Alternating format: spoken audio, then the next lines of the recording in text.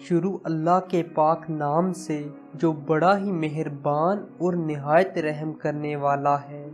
دوستو، میں امید کرتا ہوں کہ آپ نے ایک بار درود شریف پڑھ لیا ہوگا، لیکن اگر آپ نے ابھی تک درود شریف نہیں پڑھا تو ایک بار درود شریف ضرور پڑھیں۔